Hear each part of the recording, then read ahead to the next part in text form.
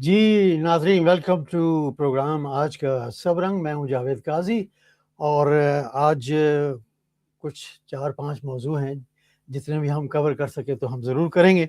आज सबसे पहले हम बात करते हैं जो पाकिस्तान की अदालतें हैं उनके हवाले से। उनका क्या हाल हो गया है कि जो बेचारे जजेस हैं, आपको याद होगा कि 6 जजेस थे जिन्होंने एक लेटर लिखा था चीफ जस्टिस को कि हमारे घरों में कैमरे लगाए जाते हैं, हमें हमारे रिश्तेदारों को जो है वो तशद्दुद किया जाता है उन पर, ताकि हम उनके यानी कि जो कैमरे वगैरह लगाते हैं उनका जो कहना है उसी हवाले से हम अपने फ़ैसले जो हैं मुकदमात में सुनाएँ। ये आपने देखा कि ये जस्टिस मोहसिन अख्तर कियानी हैं, जस्टिस तारिक महमूद जहांगीरी हैं, और इनके साथ तारिक जहांगीरी साहब के साथ तो बहुत कुछ हुआ है, क्योंकि 40-45 साल के बाद इनकी डिग्री जो है वो जाली करार दी गई है। लेकिन अब क्या करें कि अदालतों का ये हाल हो गया है। जस्टिस बाबर सत्तार इनमें शामिल थे, जस्टिस सरदार एजाज इसहाक खान जो हैं वो भी शामिल थे, और जस्टिस समन रिफत इम्तियाज़ जो हैं वो भी इसमें शामिल थी। और जो वकला हैं, आम आदमी क्या करे? आम आदमी का तो कोई यानी कि पुरसान हाल ही नहीं है, क्योंकि आप जानते हैं कि अब वकला जो हैं उन पर भी जो कार्रवाइयाँ हैं वो शुरू हो गई हैं। अब ये मियाँ बीवी हैं, ईमान मज़ारी और हादी अली चट्ठा जो हैं,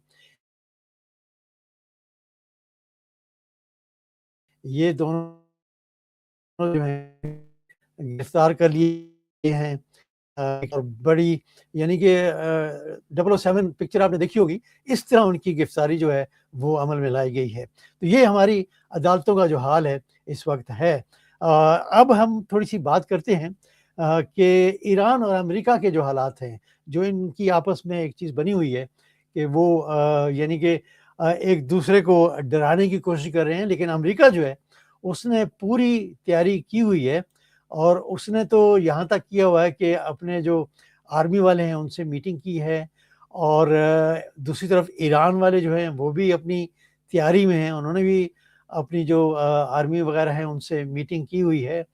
और इसके अलावा जो यूएई है वो तो बिल्कुल अमेरिका के साथ खड़ा हुआ है। ये जो सदर जायद हैं, ये जनाब इमरान कह रहा हूँ, ये जो ट्रंप हैं उनके साथ खड़े हुए हैं, और ये इनका पूरा पूरा साथ दे रहे हैं।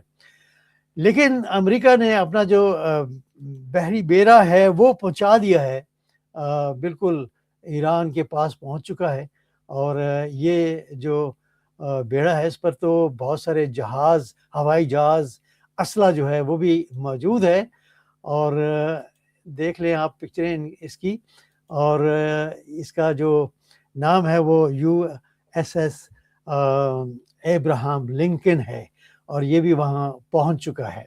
लेकिन दूसरी तरफ जो ट्रंप साहब हैं उनके खिलाफ बहुत कुछ अमेरिका में हो रहा है, क्योंकि इन्होंने एक फोर्स जो है आइस उसको बेलगाम कर दिया है, और ये पहले एक बेचारी को कत्ल कर दिया गया था इनकी तरफ से, आइस की तरफ से।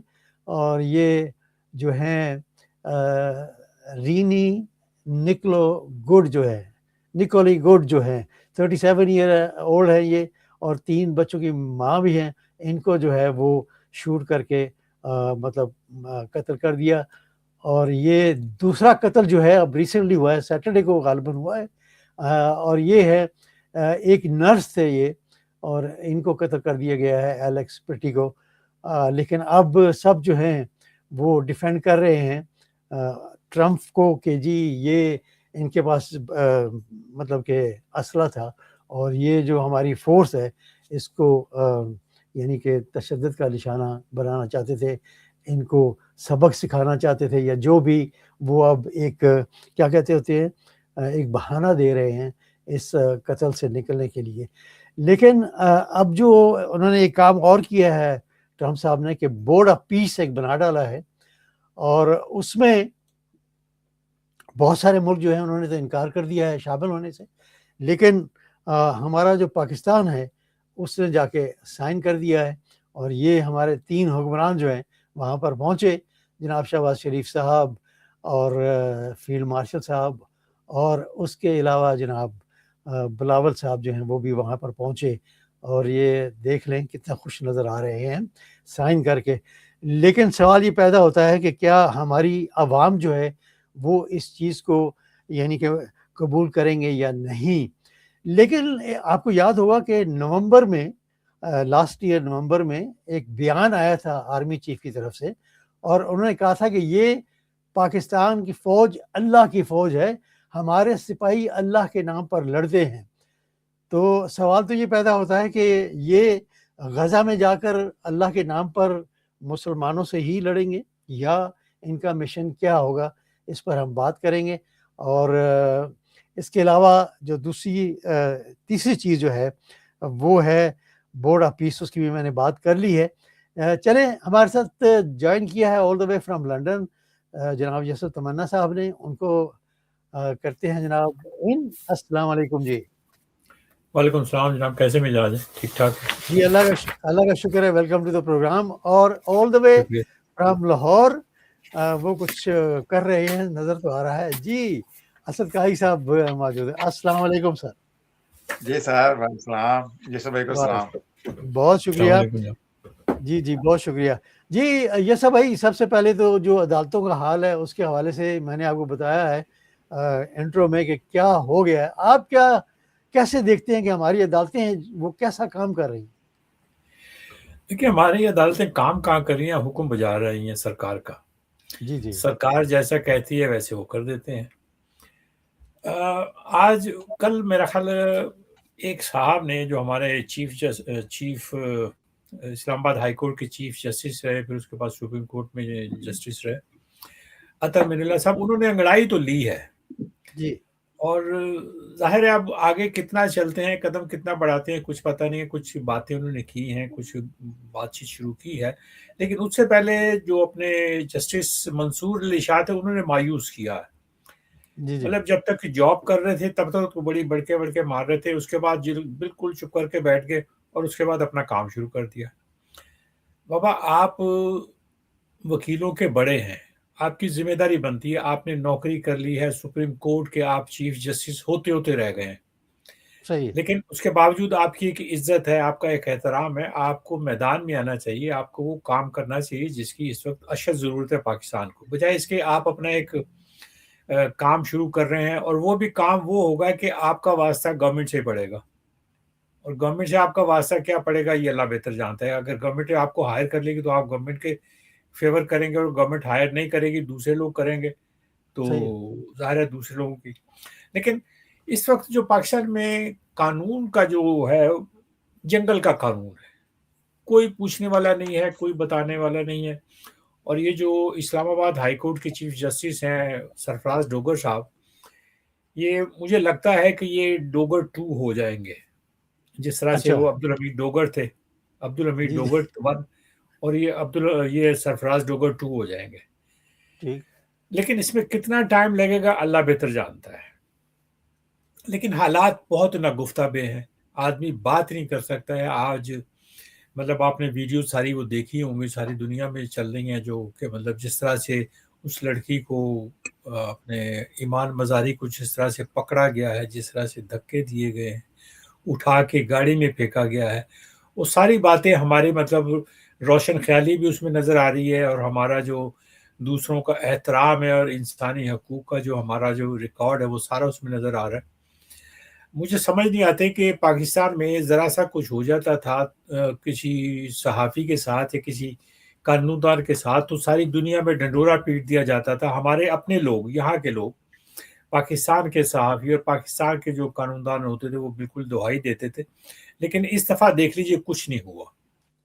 صحافیوں کے ساتھ پچھلے 3-4 سال میں جو کچھ ہو رہا ہے سب دیکھ رہے ہیں، لیکن انٹرنیشنل لیول پہ کچھ نہیں، اس کے لیے کوئی آواز نہیں اٹھا رہا اور کوئی بات نہیں کر رہا. اسی طرح سے یہ جو مطلب دوسرے لوگوں کے ساتھ، سیاسی کارکنوں کے ساتھ ہے یا انسانی حقوق کے علمبرداروں کے ساتھ جو سلوک ہو رہا ہے اس کی کوئی مطلب سنوائی نہیں ہو رہی، کہیں نہیں ہو رہی. دنیا میں کہیں اس کا ذکر نہیں ہو رہا. سبب یہ ہے کہ ٹوٹیلٹی میں دیکھا ہے تو ساری دنیا جو ہے اپنی سویلائزیشن بھول کے اور جنگل کے قانون کی طرف اور جنگل کی طرف واپس چلی جا رہی ہے.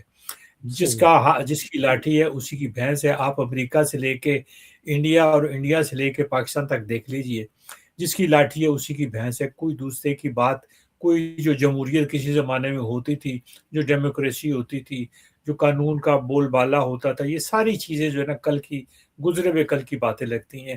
آنے والے دنوں کی بھیانک تصویر آپ سے اس سے کشید کر سکتے ہیں کہ آنے والے صحیح. دنوں میں کیا نہیں ہو سکتا.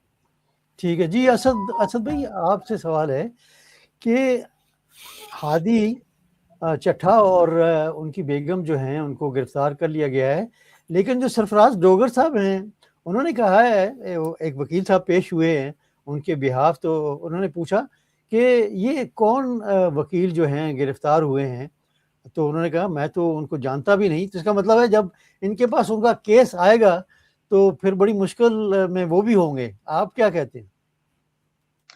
ایسے میں تھوڑا سا بیک فٹ پہ جاؤں گا. جب یہ رجیم چینج ہوا تو اس وقت بہت سے لوگ اس کے بینیفیشری تھے اور سب کو کچھ نہ کچھ حصہ مل رہا تھا. صحیح. تو میں اس وقت بھی ان لوگوں سے سالوں سے کہہ رہا تھا کہ جب آپ ناانصافی کے خلاف خاموش رہتے ہیں تو پھر ایک دن وہ ناانصافی پورے معاشرے پر تقسیم ہو جاتی ہے اور پھر آپ بھی کہیں نہ کہیں اس ناانصافی کا شکار بن جاتے ہیں. تو اب انہوں نے موجودہ رجیم کو جو اس ٹائم سیٹ اپ بیٹھا ہوا ہے ان کو اتنا طاقتور کر دیا ہے کہ جو کچھ چہرے تھے, جیسے ابھی یوسف بھائی کہہ رہے تھے, جیسے منصور سے ہمیں بڑی توقع ہوتی باقی لوگوں سے کہ یہ سسٹم کے خلاف کھڑے ہوں گے. حالانکہ یہ گیم شروع ہوئی تھی جب عمر تا بندیال کے سامنے یہ کیس آیا. وہ بندہ اس وقت آئین اور قانون کی ایسے تشریح کر گیا کہ جی پارلیمنٹ کے اوپر ان کے آرڈر کو ترجیح دی گئی اور دوبارہ وہ اسمبلیاں بحال کی گئی اور پھر وہ عدم اعتماد کی تحریک کامیاب ہوئی. تو یہ سارا اگر ہم 3 سال کا ہم اگر عرصے کو یہاں پر لے کے آئیں تو یہ سارے اس میں سے پسنے تھے. ان لوگوں کو یہ لگتا تھا کہ ہم کہیں نہ کہیں رائٹ پر ہیں. اب مجھے بتائیں, اس وقت پاکستان میں نہ آئین ہے نہ قانون ہے, وہی یشرف بھائی کی بات, جس کی لاٹھی اس کی بھینس کا نظام چل رہا ہے. تو سر میں تو ایکسپیکٹ کر رہا تھا کہ یہی کچھ ہونا تھا اور ابھی اس سے آگے بھی بہت کچھ ہوگا, جس کے اوپر کسی کو بھی پھر کیونکہ تقسیم کر دیا گیا, ڈرا دیا گیا. ایک سیاسی جماعت کے ساتھ جب آپ نے دیکھا کریک ڈاؤن ہوتا رہا, اس کے ساتھ ظلم و ستم ہوتا ہے, باقی سیاسی جماعتیں خاموشی تھے, تماشا دیکھتے نہیں. مجھے یاد ہے ٹی ایل پی کا میرے ساتھ صاحب کے کہا کہ دیکھیں کم از کم ظالم کے خلاف آپ بولیں تو صحیح نا, ظلم کو دیکھتے نہ رہیں, برائی کو بھی روکنا چاہیے. تو انہوں نے ایکسپٹ کیا کہ ظالم کی مدد کرنی چاہیے, لیکن یہ کہ اس کا ہاتھ روک کر. تو سر دیکھ لیں کہ وہ سیاسی جماعت بھی اس حکومت کے جو بھی ظلم و ستم اس کا شکار ہوئی ہے. اور ابھی تو پی ٹی آئی تو پھر بھی کہیں نہ کہیں ان کو نظر آتی ہے, اس کی لیڈرشپ نہیں تو کم از کم سینئر کیا نظر آتی ہے, لیکن وہ پارٹی اب آپ کو کہیں پر بھی اس کی کوئی رکن شورا کا بھی ممبر نظر نہیں آتا. تو یہ سارے اس وقت پاکستان کے اوپر پورے کا پورا جو ہائبرڈ نظام ہے وہ قابض ہو چکا ہے. یہ بڑے بڑے ججز وکلا بڑی تحریکیں کرتے تھے, بڑی باتیں مشرف دور میں. اس وقت بھی کسی ایک جنرل کو ان کے پیچھے سے بشیر باز حاصل تھی, وہ ابھی آپ بات کر رہے تھے جسٹس کی, وہ جو افتخار چودھری کی, وہ بھی تحریک کسی کی سپورٹ سے تھی. تو میرا نہیں خیال پہ جو بات ابھی آپ سمجھ رہے ہیں کہ جسٹس منصور کو کہیں کہ حمایت نہیں ملی نہ پی ٹی آئی سے نہ کسی اور پارٹی سے, تو وہ بھی خاموشی سے پھر بیک فٹ پہ چلے گئے. سب کی کمزوریاں ہیں, سب کے کہیں نہ کہیں اپنے معاملات ہیں. تو ہر بندہ پھر اپنے معاملات کو دیکھتا ہے, وہ کہتا ہے جی کوئی نظریہ نہیں, کوئی کچھ نہیں, نظریہ اس وقت ایک ہی ہے کہ اپنی جان بچاؤ. تو یہ چل رہا ہے سر. اب ہم بھی تماشا دیکھ رہے ہیں ان کا, کل کو یہ ہمارا دیکھیں گے. صحیح ہے جی. یسو بھائی, آپ کیا سمجھتے ہیں؟ ہم تھوڑا انٹرنیشنل ایشو پہ آ جاتے ہیں. ایران اور امریکہ جو ہیں وہ بالکل آمنے سامنے ہیں, اور دونوں جو ہیں بڑی تیاری کر رہے ہیں. اور مڈل ایسٹ میں تو افسوس کی بات تو یہ ہے کہ جو یو اے ای ہے وہ امریکہ کے ساتھ کھڑا ہوا ہے. آپ اس کو کیسے دیکھتے ہیں کہ یہ جو بیری بیرا جو آیا ہے اتنے اسلحے اور جہازوں کے ساتھ, یہ کیا ایک ڈراوا ہے, دکھاوا ہے, یہ کیا ہے؟ دیکھیں اس کی دو شکلیں ہیں. اگر یہ ڈراوا اور مطلب کسی کو ڈرانے کے لیے ہے تو اگر یہ کام کر جائے تو ان کا کام ہو جائے گا, لیکن یہ ڈرانے کے لیے نہیں ہے. ڈرانے سے یہ ہوگا نا کہ ایران ذرا سا پیچھے ہو جائے گا, بیک فٹ پہ چلا جائے گا, لیکن وہ یہ نہیں چاہتے. وہ چاہتے ہیں کہ بالکل اپنے آپ کو جھکا دے. उनकी ख्वाहिश ये है कि ईरान अपना जो एटमी प्रोग्राम जिस हद तक उसने बनाया उसको ख़त्म करे, अपनी आर्मी को जो है वो कमज़ोर करे, और उसके साथ-साथ उनकी ख्वाहिश तो ये है कि रेजीम चेंज की जाए। ईरान में रेजीम चेंज उनका सबसे बड़ा गोल है इस वक़्त। और याद रखिए कि जो मुसीबत कल अगर ईरान पे आ सकती है, तो परसों वो मुसीबत पाकिस्तान पे भी आ सकती है। बिल्कुल आ सकती है। जी, जी। क्योंकि क्योंकि क्योंकि ये मतलब स्टेप बाय स्टेप वो आगे चल रहे हैं। इस वक़्त उन्हें खित्ते में मिडल ईस्ट के इलाके में उस साइड पे उनको ईरान से खतरा है, इसराइल को खतरा है, या इसराइल ही को खतरा है, अमेरिका को क्या खतरा हो सकता है सही। ईरान से। लेकिन ज़ाहिर है इसराइल की बैक पे अमेरिका है, और उसकी ख्वाहिश है कि उसकी ख्वाहिश के इसराइल की ख्वाहिश के मुताबिक इसको सारा काम किया जाए।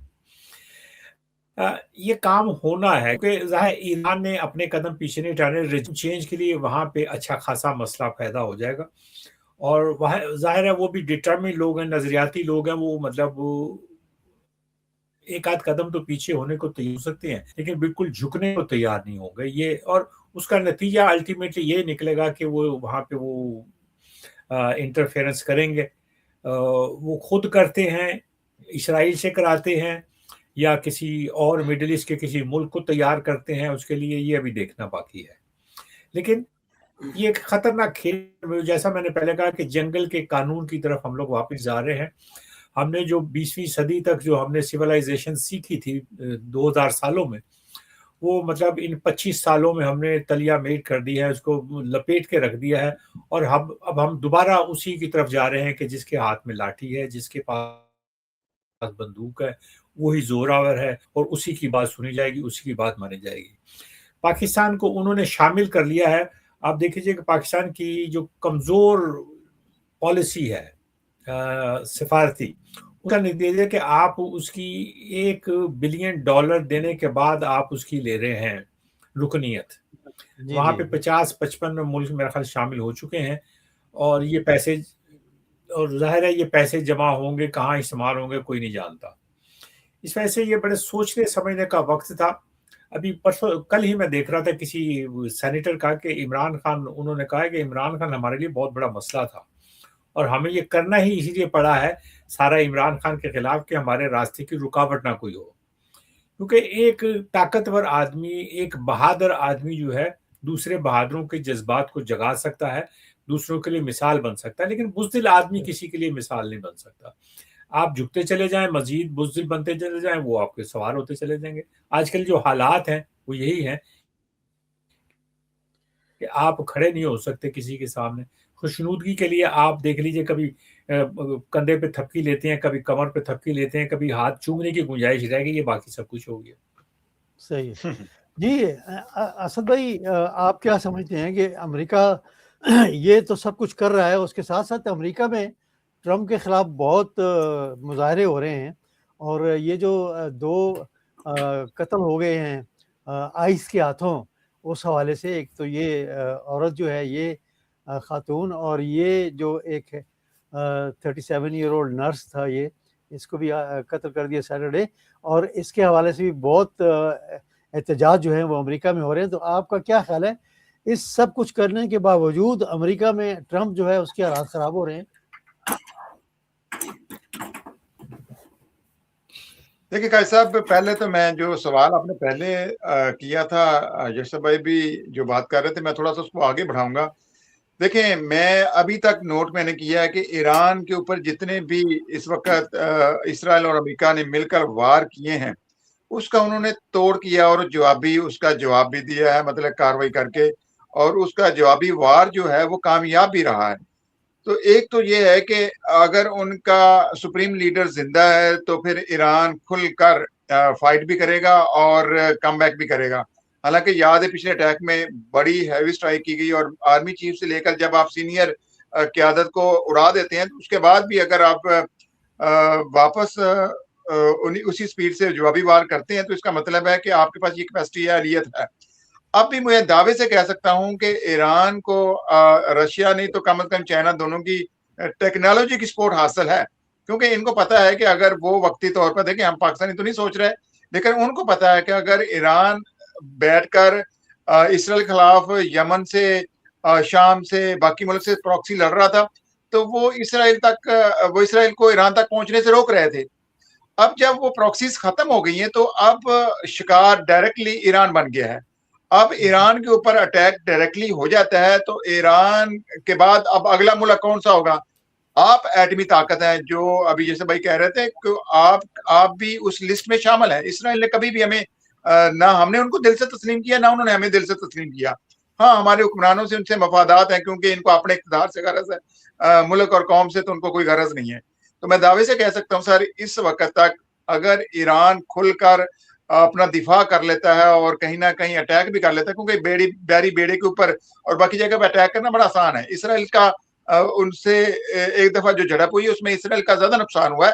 ईरान ने कम बैक किया था और अपना आप दिखाया है, और टेक्नोलॉजी जो अभी इंटरनेट की और फिर जो रजीम चेंज के लिए बड़ी कोशिश की गई, वो रजीम चेंज ऑपरेशन भी उनका नाकाम हुआ।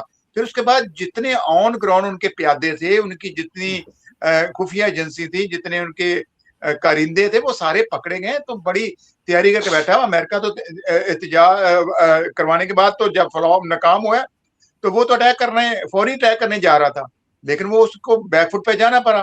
तो बहुत सी ऐसी उसको इन्फॉर्मेशन मिल गई है कि ईरान को तरने वाला नहीं है, हमारे लिए बहुत ख्वाब साबित होगा। तो एक तो ये चीज है। दूसरा जो ट्रंप की बात है, देखें मैं शुरू से कह रहा हूं कि इसराइल वो मुल्क है जो पूरी दुनिया के अमन के लिए खतरा है, क्योंकि वो जब से बना है वो अपने एक मिशन पर है, ग्रेटर इसराइल बनाने के मिशन पर है।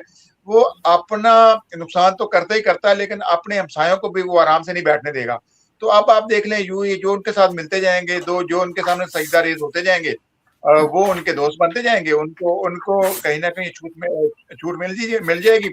जो उनकी हाँ में हाँ नहीं मिलाएंगे वो उनके दुश्मन होंगे, उनके ऊपर वो अटैक करेंगे।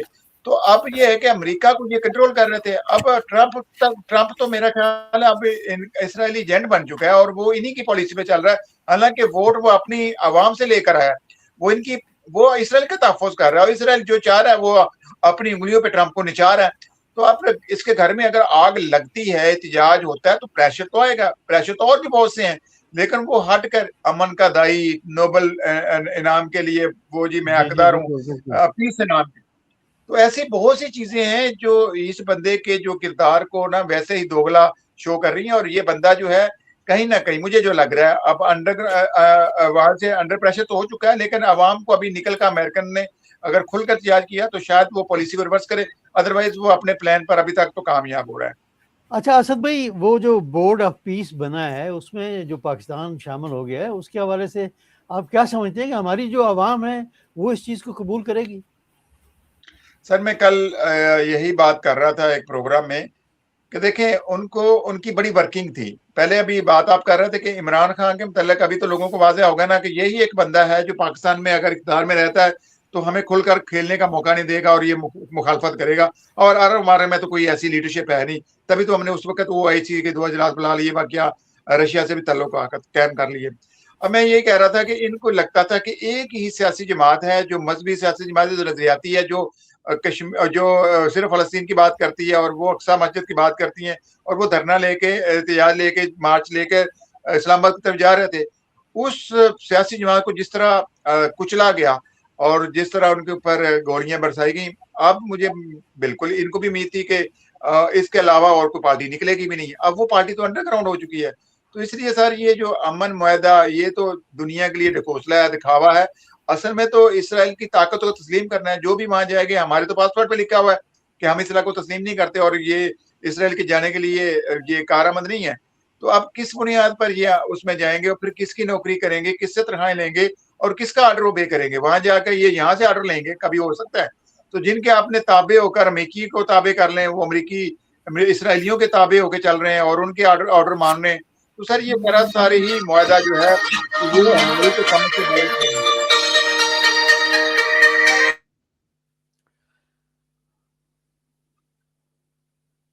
ये क्या साहब?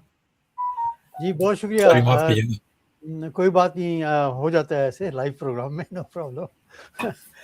जी यस भाई, आपसे मैं ये सवाल करना चाहता हूँ कि जो CM हैं KPK के, उन्होंने एक बहुत ज़बरदस्त तकरीर जो है वो आज असम्बली में भी की है, और उससे पहले ये जलसे जुलूसों में भी करते रहे हैं اور انہوں نے یہاں تک کہا ہے کہ یہ رجیم چینج کرنا چاہ رہے ہیں KPK میں، اور اگر یہ ناکام ہو گئے تو یہ مجھے راستے سے ہٹانا چاہیں گے، یعنی کہ مجھے قتل کر دینا چاہتے ہیں۔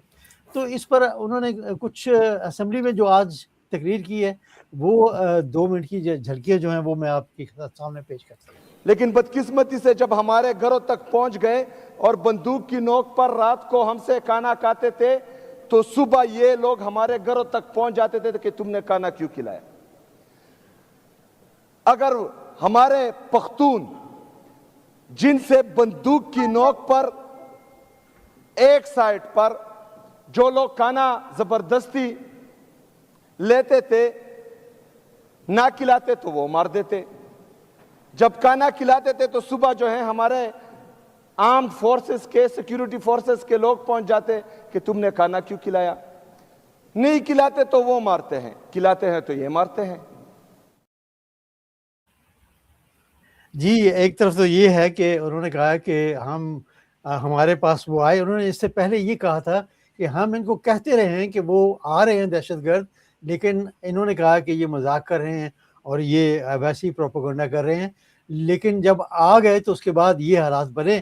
تو بہرحال مزید بھی انہوں نے کچھ کہا، مطلب ہم ایک طرف تمام صوبے کی عوام کہہ رہے ہیں کہ ملٹری آپریشن کسی مسئلے کا حل نہیں ہے، دوسری طرف یہ جو ہے لوگوں کو جبری انخلا کرنے پر مجبور کرتے ہیں۔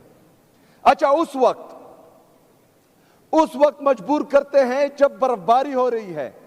اس برف باری میں چیختا رہا، میں چلاتا رہا کہ اس وقت جہاں پر آپ ملٹری آپریشن کرنے جا رہے ہیں وہاں پر جانور بھی نہیں رہ سکتے۔ آپ کا ارادہ دہشت گردی یا دہشت گردوں کا خاتمہ نہیں ہے، آپ کا ارادہ ہے صوبائی حکومت کو یا مجھے نیچا دکھانے کے لیے۔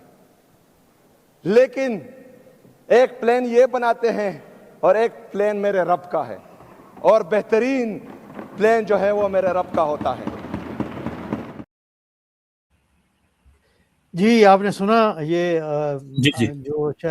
جی بالکل، انہوں نے اور بھی بہت کچھ کہا، لیکن کیونکہ بہت لمبی تقریریں ہیں اس لیے جو کچھ پوائنٹ تھے وہ نکالے۔ آپ کیا کہیں گے اس کے بارے میں؟ جی، میں نے دیکھا یہ تھوڑا سا، مطلب جو باتیں آپ نے سنائی یہ میں نے دیکھی ہیں وہاں پہ۔ ظاہر ہے اب دیکھیں نا، جب سے سہیل آفریدی کا نام آیا ہے، عمران خان نے نام لے دیا تو وہ مجرم بن گیا۔ اب ظاہر ہے ان کی تو خواہش تھی، اسٹیبلشمنٹ کی خواہش تو یہ تھی کہ وہ حلف ہی نہ اٹھا پاتا۔ اسی وقت اس کے خلاف جو پریس کانفرنس شروع ہو گئی، اس کے بعد وہ پیپلز پارٹی نے کچھ حوصلہ دکھایا، اس نے گورنر کو بھیجا، حلف اٹھایا، اور اس کے بعد بھی دیکھ لیجئے نہ ان کے پیسے مل رہے ہیں ان کو، نہ ان کو کسی قسم کا پروٹوکول مل رہا ہے۔ ایک چھوٹی سی بات، ایک مطلب جیلر کی ذمہ داری ہوتی ہے کہ وہ جیل میں ملاقات کرا دے۔ پرائم منسٹر کی اتنی مجال نہیں ہے، اتنی جرت نہیں ہے، اتنی حیثیت نہیں ہے کہ وہ جیلر سے کہہ سکے کہ پرائم منسٹر، میں وہی کہہ رہا ہوں نا، اپنی حیثیت، میں اس کی اپنی حیثیت کی بات کروں نا، پرائم منسٹر کی اتنی حیثیت اور توقیر نہیں ہے کہ وہ ایک جیلر سے یہ کہہ سکے، اگر ڈائریکٹ نہیں کہہ سکتا تو مطلب ایک زمانے میں تو یہ ملاقاتیں بغیر کسی جیلر کی ہوتی تھی نا، جب وہ صبح 7 بجے اس کو گنڈاپور کو لے کے جاتے تھے تو بغیر کسی جیلر کی ہوتی تھی نا، اس کو حکم دیا جاتا تو وہ کروا دیتا تھا، وہی اگر دوبارہ ہو جائے، لیکن وہ اپنی ضرورت کے تحت کراتے تھے۔ اس وجہ سے کوشش تو ان کی ہمیشہ سے یہی ہے کہ کسی طرح سے KPK کو مطلب خراب کیا جائے، سارے اس کے وہاں کے عوام کو PTI سے بدزن کیا جائے کسی شکل میں۔ اس میں کیا شک ہے کہ سردیوں میں جب افغانستان کی جنگ، اس نے 2 بڑی جنگیں لڑی ہیں، رشیا کے خلاف اور امریکہ کے خلاف، تو اس زمانے میں بھی سردیوں کے موسم میں وہاں پہ کارروائیاں ٹھنڈی پڑ جاتی تھی، جب برف باری ہوتی تھی یا سردی کا زمانہ ہوتا تھا تو وہاں کارروائیاں دونوں سائڈ کر نہیں پاتے تھے نا، کیونکہ جتنی مرضی وہ مطلب کوشش کر لیتے، وہاں ممکن نہیں تھا کہ کوئی جنگی کارروائی، کوئی اس کا میدان میں لڑا جائے یا کچھ کیا جائے۔ اب بھی وہی موسم ہے، لیکن اس وقت سردی میں شدید برف باری میں وہاں کو لوگوں کو ڈسپلیس کرنے کا مقصد صرف یہی ہے کہ جو صوبائی حکومت ہے اس کے ان کو زبردستی کوشش کریں کہ ان کو در بدر اس کا رونا۔ لیکن اب देखें, जिस घर के लोग आपस में लड़ना शुरू कर दें, वो किसी भी दूसरे बाहर के आदमी के सबसे आसान टारगेट हो जाता है। पाकिस्तान को केपीके के साथ साथ अपनी एस्टैब्लिशमेंट को भी सोचनी चाहिए। आपको और दूसरे लोग इस ताक में बैठे हैं कि आप पर कोई कार्रवाई करके और आप पर कोई नुकसान पहुंचाएं, वो उसके इंतजार कर रहे हैं कि आप आपस में लड़ना शुरू करें और वो अपनी कार्रवाई सही कर रहे हैं। हम पता नहीं किस जमाने में रह रहे हैं, 80 की सदी दे रहे हैं। मुशर्रफ साहब क्या कह रहे थे कि अपने नकवी कह रहे थे, ये मोहसिन नकवी कह रहे थे एक SHO की मार है। जी बिल्कुल जी बिल्कुल, वजीरिस्तान में जो मतलब इस किस्म की दहशतगर्दी वो एक बातें लोगों के SHO की साथ मार नहीं है। की जी जाती हैं, उन्हें किया जाता है। और फिर सबसे बड़ी, हाँ वही, इधर बलूचिस्तान में भी यही कहा था उन्होंने। और इसके जी देखे ना, आपने अगर वहां पे कोई करना ही है, उन्होंने जिरगा बुलाया है, आप जिरमे की जी भी शामिल थी, JIU भी शामिल थी, जमात इस्लामी भी शामिल थी, उसमें PTI भी शामिल थी, नून लीग भी शामिल थी। तो जब आप उसकी रिकमेंडेशन देख लें, क्या जरूरत है सूबाई हफ्ते के बगैर वहां पे आप दखल अंदाजी करें। और उसके बाद वो जाहिर वो जो कह रहे हैं, ये जो अपने तलाल चौधरी ने जो कहा है कि ये KPK की हुकूमत जिम्मेदार है, लोग आप निकाले हैं, जिम्मेदार KPK की सही है। हुकूमत है। अब जाहिर इस दिलों को खट्टा कर रहे हैं, वो जाहिर क्या सोचेंगे आपके बारे में। चलें ठीक है यूसुफ भाई, आपका बहुत बहुत शुक्रिया, thank you very much for joining. इंशाल्लाह अगले प्रोग्राम में आपसे मुलाकात होगी। बहुत शुक्रिया sir, thank you very much, thank you very much. जी असद भाई, आप पे यही सवाल है कि जो यूसुफ भाई से किया था कि CM KPK जो हैं वो कहते हैं कि जी मुझे तो रास्ते से हटाने का ये सोच रहे हैं अगर रजीम चेंज ना होगी, तो इसके बारे में आप क्या कहेंगे? और ना हुकूमत अभी इस वक्त, ना हुकूमत जो है वो इसको ऑन कर रही है, ना मिलिट्री कर रही है, और ये सारा जो है मुद्दा जो है वो CM पे फेंक रहे हैं, और CM जो है वो कह रहा है हमें तो आप लोग शामिल ही नहीं करते और इसका कोई हल नहीं है जो आप कर रहे हैं। तो आप क्या कहेंगे इस पे? साहब, इनकी सारी प्लानिंग पर पानी फेर दिया जब इमरान खान ने अली अमीन गंडापुर को हटाया। अली अमीन गंडापुर एक पूरे एजेंडे पर जो वो चाह रहे थे वो सब कुछ कर रहा था। मैंने पूरा KPK देखा, मैंने बड़ी खुलकर बातें की कि सूबे में उसका गवर्नेंस के ऊपर कोई कंट्रोल नहीं था, मतलब करप्शन थी, कोई खां का मनसूबा जो साबका दौर में चल रहे थे उसको उस पर काम नहीं हो रहा था, डेवलपमेंट नहीं हो रही थी। तो ओवरऑल मैंने देखा कि यार ये बंदा एक मिशन के तहत PTI को सूबे में नाकाम कर रहा है ताकि लोगों के दिलों में नफरत पैदा हो। मैं जिस एरिया में जाता रहा हूँ, आप बिलीव करें कि वहां पर तरबेला और ये सारा डैम उधर है, और वहां पर आपको याद होगा कि इन्होंने एक दफा कहा था कि हमें जो हमारे फंड्स हैं बिजली के मद में वो हमें वापस किए जाए। एयरपोर्ट पे था तो बड़ी कोशिश की इसने। वहां पर सर आप बिलीव करें कि 8 से 10 घंटे लोड शेडिंग हो रही थी, उनको मोबाइल चार्ज करने की भी नौबत नहीं आई। तो हम तो गर्मियों में थोड़ी देर रुके हैं। फिर मैंने देखा ये रोड जो सड़क बन रही थी, मैंने कहा ये 2 साल से बन रही है और ये फंड भी नहीं दे रहे लोग, आप लोग आवाज भी नहीं उठाते। फिर नजायज मुआवजात, फिर वहां पर मैंने ओवरऑल देखा कोई कंट्रोल नहीं है सूबे के ऊपर, पुलिस जैसे अपनी मनमानी कर रही है। हालांकि एक रोड है, आप तो यूरोप में है ना, आपको तो बर्फबारी में हालात को कहीं ना कहीं मैनेज करना आता है। वहां पर एक मैं समझता हूँ कि बाबू साहब टॉप है, वो इनसे रास्ता नहीं खुलता वहां पर सिर्फ जी। हालांकि पूरे पाकिस्तान से, पूरे सिंध से लोग जाते हैं KPK में, गर्म इलाकों में भी, सर्द इलाकों में भी, मालन, हाँ जी, सवात में भी गए हैं, तो लोग बड़ा जाते हैं। लेकिन वहां पर मुझे कोई गवर्नेंस नजर नहीं आती। हालांकि इतना अच्छा सूबा है, बड़े अच्छे तरीके से वो सेहत को फरोग दे सकते हैं। तो गंडापुर साहब तो खैर इनको सूट कर रहे थे। अब ये बंदा जो है ये आउट ऑफ द सिलेबस आ गया, और फिर इनको लगता था मैनेज भी कर लेंगे, मुलाकातें भी हो जाएंगी और बहुत कुछ हो जाएगा। तो अभी तक तो आपने नोट किया होगा कि जब तक उसको इमरान खान से मिलवाया नहीं गया, मिलवाते नहीं है, वो इसी तरह की ही सख्त ज़बान अपनाएगा। और इनको डर है मौजूदा सेटअप को, मौजूदा हुक्मरानों को वफाकी सतह पर, کہ اگر یہ عمران خان سے مل لیتا ہے تو پھر تو اس سے نئی ڈائریکشن لے آئے گا, اور یہ وہ بندہ ہے جو پھر اس پر منوان کام کرے گا. اور جی جی یہ بالکل واحد لیڈر ہے جو اس ٹائم عمران خان کی وجہ سے ایک لیڈر بن گیا ہے کہ جو ہمارے اقتدار کے لیے خطرہ ہوگا. یہ ڈر ہے ہماری وفاقی حکومت کو کہ یہ بندہ موبلائز کر رہا ہے پنجاب میں بھی, کراچی میں بھی پی ٹی اے ورکر کو, جس کو ہم نے ڈرا کر بٹھا دیا, سلا دیا ہے.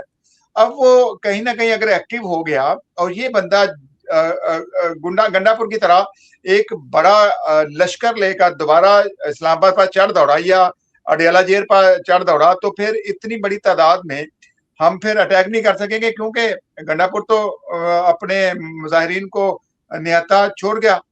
یہاں پر تو ان کو لگتا ہے کہ یہ بندہ ٹکا رہے گا اور پھر جب تک ہوگا تو مزاحمت بھی ہوگی, لامحالہ طور پر پھر وہی سلوک کیا جائے گا جو پہلے ڈی چوپر ہو چکا ہے.